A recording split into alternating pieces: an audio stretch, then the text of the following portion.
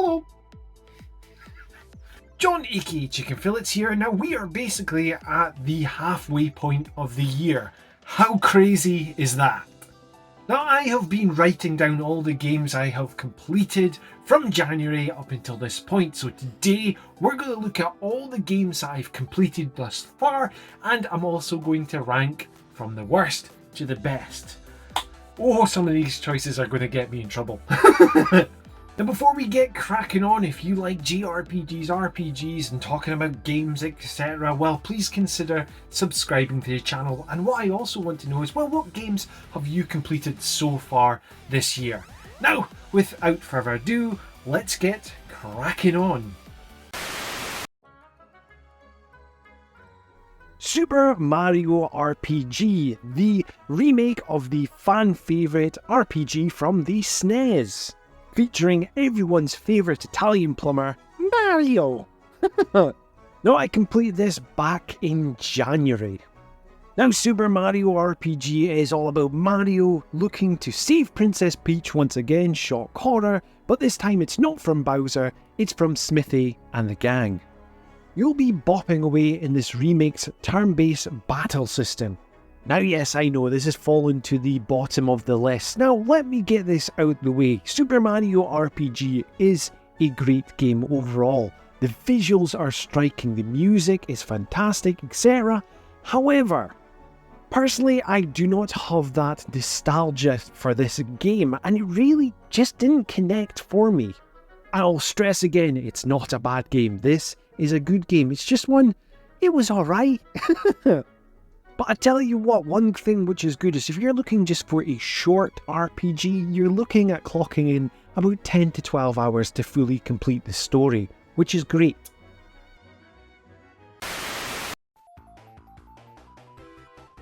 Sonic the Hedgehog 1, which I completed via the Sonic Origins collection on Nintendo Switch. So yes, Sonic the Hedgehog, it is the original outing which originally came out on the Sega Mega Drive, or the Genesis as it's called in the United States. So yes, it was time to have a wee nostalgia trip down Green Hill Zone and play one of my all-time favourite childhood heroes.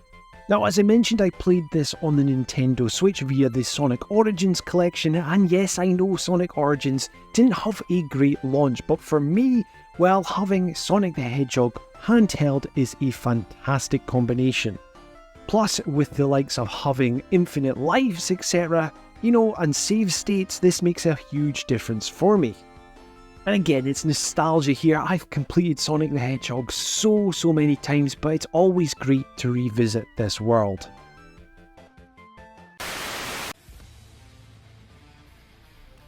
Final Fantasy VII, which I completed back in February on the PlayStation Vita. Now yes, this is the original Final Fantasy VII, where we'll be following Cloud and his companions chase down Sephiroth around the world of Gaia. It sports that classic ATB turn-based system which you've got to love. Now, like many people did, I was in preparation mode for the release of Final Fantasy VII Rebirth, so I made sure that I completed the original on the PlayStation Vita. And I mean, come on, I do often play Final Fantasy VII. It is my all-time favourite JRPG and game in general. Everything from the story, the combat, the music, I just fully embrace this world of Final Fantasy VII. And honestly, I never tire of completing it. It's just so good.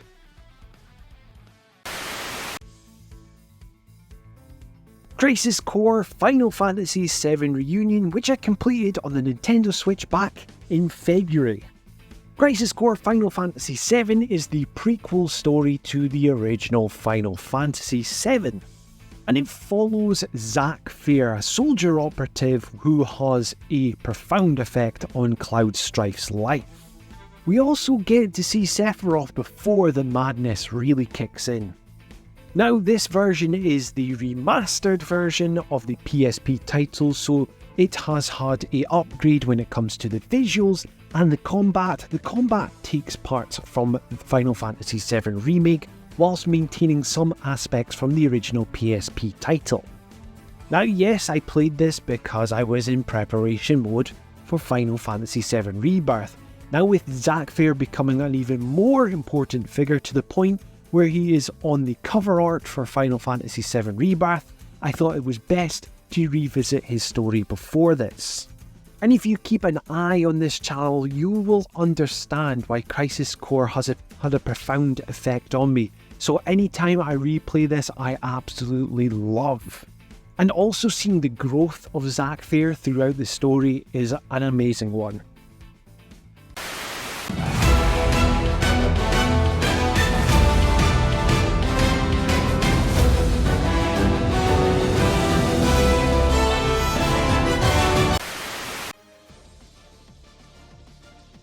Final Fantasy VII Remake, the first entry in the remake trilogy for Final Fantasy VII. I completed this on the PlayStation 5 back in February. Realistically, I should have called February Final Fantasy February because that's all I played. Final Fantasy VII Remake covers the Midgar section of the original with some new twists and turns added. Square Enix brought us a fully realised Midgar to our fingertips to play. It also saw the introduction of the hybrid combat system, the action-based combat system in Final Fantasy VII. This was played again like these last two entries in preparation for Final Fantasy VII Rebirth's release. Everything for me in Final Fantasy VII Remake is utterly amazing. The extra characterization, building up the relationships between characters, especially giving highlights to the likes of Avalanche, Jessie, Biggs, Wedge, which, to be honest, in the original didn't really get highlighted that often. And it also helps that there is a fantastic voice cast behind the characters in Final Fantasy VII Remake, which fully bring these characters that I played as in 1997 to full life. I have replayed Final Fantasy VII Remake so many times, I will replay it again. Now don't worry, I can put Final Fantasy VII entries to rest for a little bit. Let's have a look at the next entry. Nailed it, I know, thank you. Moving on. Catherine Full Body, the Atlas Puzzler. Now we completed this on the Nintendo Switch back in March. Now in this puzzle game from Atlas, we will be following Vincent, who is fighting for his life every night in his dreams. Now this game has some very strong adult themes if you've not played this before. Now I do like playing my puzzle games from time to time, and I really do like Catherine Full Body on the Nintendo Switch. I originally played the original version back on PlayStation 3, it was on sale for £1. If you've not played this puzzle game from Atlas, give it a chance. Xenoblade Chronicles 3 Future Redeemed, the DLC for Xenoblade Chronicles 3, which I completed for the first time in January. Now this is a prequel story to the events of Xenoblade Chronicles 3, which links together the two previous games, and we will see the likes of Shulk from Xenoblade Chronicles 1 and Rex from Xenoblade Chronicles 2 make a full-on appearance. Xenoblade Chronicles 3 Future Redeemed is an absolute barn burner when it comes to DLC stories. And if you are aware, well, Xenoblade Chronicles 2 is my favourite out of the trilogy. It's actually one of my all-time favourite JRPGs. So to be able to play as Rex again, but in his adult form, it was just amazing. Also, the music in this is utter class. And honestly, I'm really surprised that Nintendo didn't give this a physical release like they did with Xenoblade Chronicles 2, Torn at the Golden Country. I mean, come on, there's money out on the table here. If you've played Xenoblade Chronicles 3 Future Redeemed, what were your thoughts about it? Let me know in the comments down below. Yokai Watch, the 3DS monster catching game from Level 5, which I completed back in April. In Yokai Watch, you'll be capturing ghost spirits who will fight in battle for you. It is a upbeat and funny game, this one. And there is loads of comedic writing, which is just brilliant. Now this was the first time I'd ever played a Yokai Watch game. I bought this years back when Argos was selling off all their 3DS games for dirt cheap. I just got the urge to play Yokai Watch for some reason, and I tell you what, that was a fantastic choice for myself because I absolutely love the world of Yokai Watch now. In one of my latest pickup videos, you'll even see that I now have a Jibanyan figure for my game room. The combat is great fun as well with the stylus, or as I like to call it, stylus turn-based combat.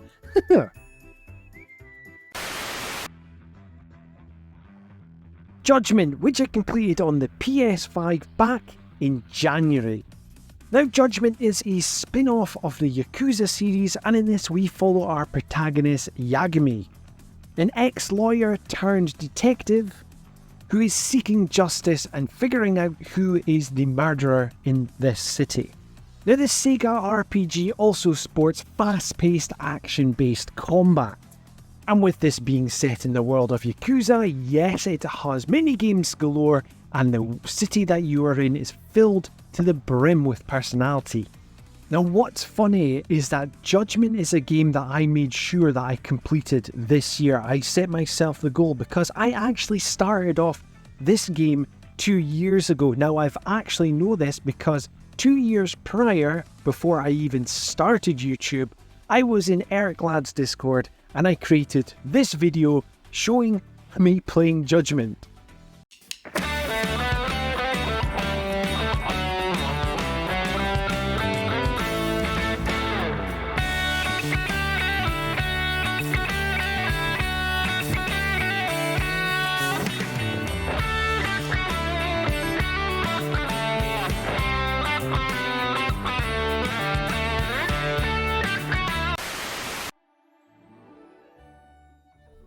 Disney Illusion Island, the Metroidvania, or as I like to call it, the Disneyvania game, which I completed on Nintendo Switch back in January. Now in this one, we followed Mickey Mouse, Donald Duck, Goofy and Minnie Mouse in a brand new adventure. Now this is a 2D side-scrolling game, the animation is beautiful, it's bright and vibrant. Another surprise for me when playing this game is the level of comedic writing in this game. It is fantastic. Now, it may be surprising to see this game on this list considering I am predominantly a JRPG RPG channel. This game was gifted to me by my wife and my son for my Christmas, and I really wanted to play it. I heard only good things. I've even done a review on the channel for Disney Illusion Island. So if you want to hear some further thoughts on that, well, click that link which has just appeared somewhere on the screen. But if you have played Disney Illusion Island, what were your thoughts on it? Let me know in the comments down below. Oh, I've got a question. What are we doing again? Yokai Watch 2 Bony Spirits, one of the follow-ups on the Nintendo 3DS. I completed this in May. Now this follow-up to the original, we are following our protagonist once again with the Whisper and Jibanyan by his side. It is a time-twisting adventure where you will go back in time.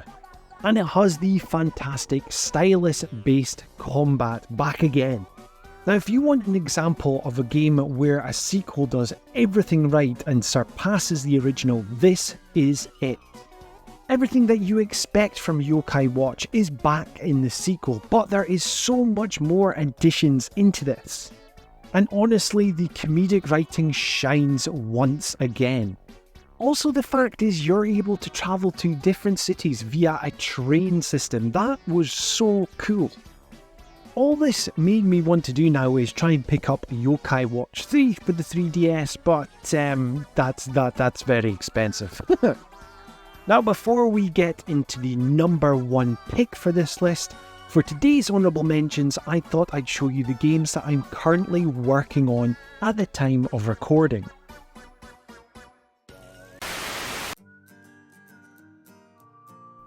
Sea of Stars, the epic indie RPG from Sabotage Studios. Now in this we follow the Solstice Warriors on their quest to rid the world of the Dwellers. It sports turn-based combat and you can see its influences on its sleeves. This game is gorgeous as well with its pixel art style. And spoiler alert, when we do get to my end of year list, this game will definitely be in my top 10. Lost Judgment, the sequel to Judgment, where we will once again follow Yagami. This time Yagami has travelled to a different city. Now if you've played Yakuza Like a Dragon, you'll notice where we are. With improved combat and different styles to play as, I'm really looking forward to sinking my teeth into this, but you know what, it'll probably take me 2 years again. Grand Blue Fantasy Relink, the JRPG spin-off of the Grand Blue Fantasy mobile titles. This, we will be following our Sky adventures on a brand new adventure. Now this sports action-based combat. Now currently I am not too far into the story, but what I have played from it, I tell you what, this is the best looking game when it comes to cel-shaded graphics. If you have played Grand Blue Fantasy Relink, tell me down below what you think I'm in for. Now with everything said and done, let's have a look at the number 1 pick from the games I've played so far this year.